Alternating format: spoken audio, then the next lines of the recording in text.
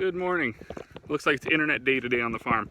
We got the, I think they're like CCIL. They have a huge tower over there, just half a mile away.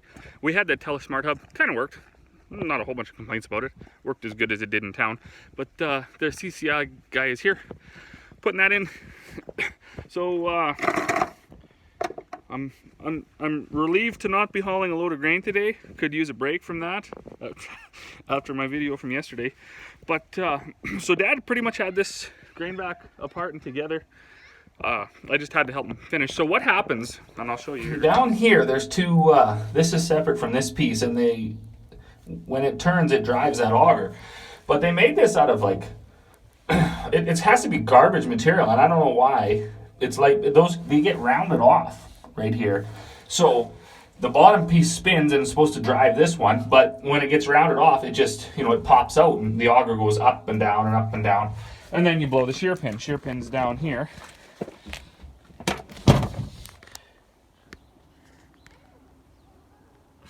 Where am I looking here?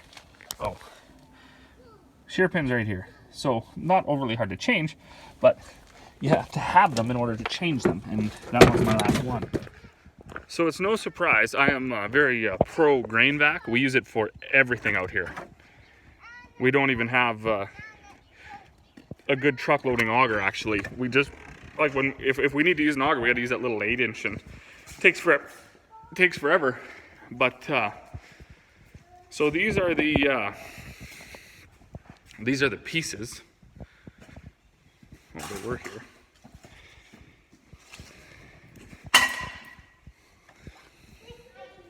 So you can see this is supposed to be straight, and it's supposed to drive from this one. But it doesn't because it's worn out and it's all rounded off. So what we actually did is just welded that, built it up nice and square again, and then grind it down. And then saves you from having to order them. So we ordered the one new set a year ago, and then we kept the old set and repaired it. So we do have a set you can keep switching out. And that just goes to show, people, I know lots of people are like, well, don't be so cheap, just, go buy the right part. Okay, so you buy the right part, it's actually the same problem. It's not built well, or it's not even the right design, and it's just gonna fail again. Like it fails every 100 hours. So now that's a lot of grain, right? Those grain vacs auger like 6,000 bushels an hour at max capacity. So, right, that's quite a bit of grain going through there, fair enough. But also, like our bubble up augers, I had one video where I changed a bubble up auger. Those also have drive dogs, completely different design. It's like 2 pins that go into a star.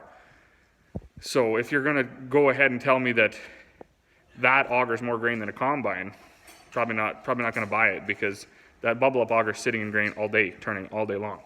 10 hours, 12 hours, 18 hours a day, every day that it's combining.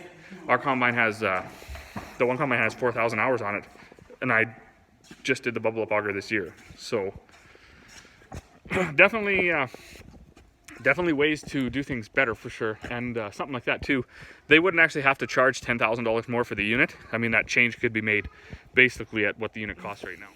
Good afternoon. We were just in, had a nice lunch.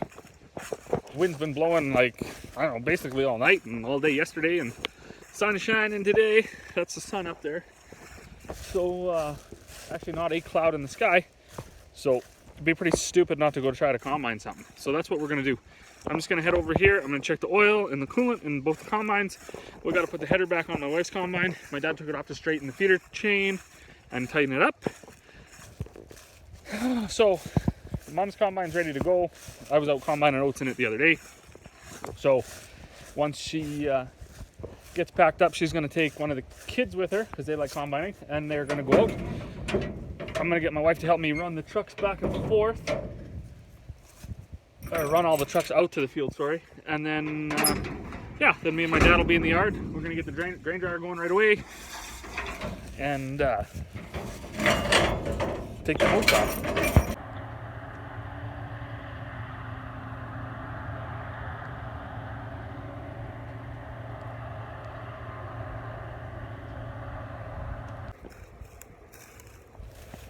So we made a quick trip around this afternoon. landed on these oats. We already are set up. We're drying them anyways. There's definitely some green in there. I don't know if you'll be able to see it. You know, like, I mean, there's a strip there and a strip there, and actually down where my mom's combining, right by the lake, it's quite green.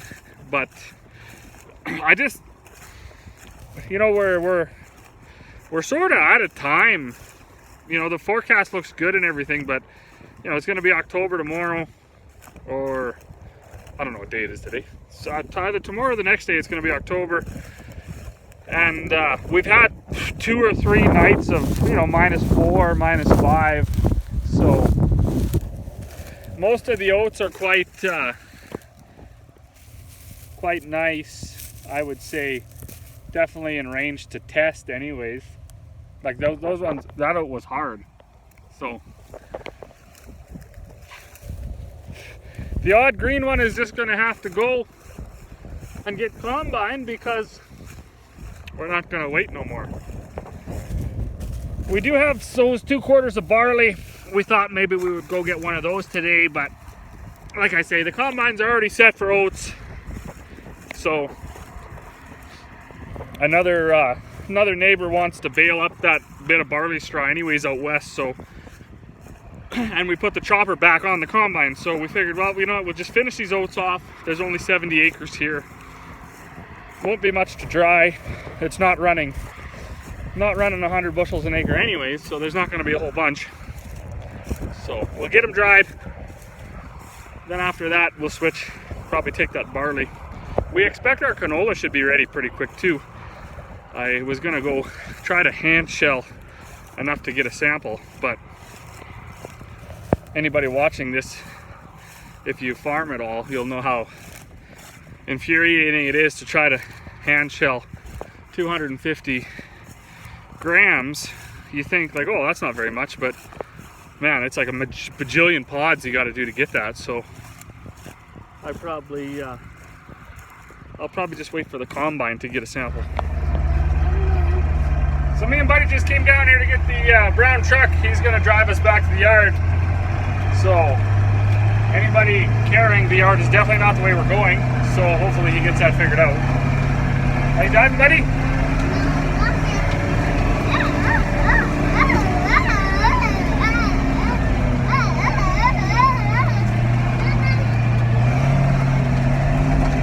No, Buddy, you gotta pay attention. Because if you're gonna drive, you gotta pay attention. Where are we going? Are you gonna drive us right into the lake? Yeah. No, we don't want to go in the lake. We gotta go this way.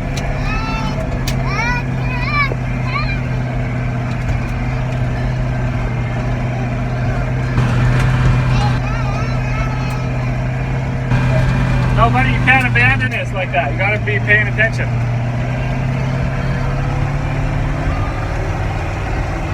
Straight, go straight.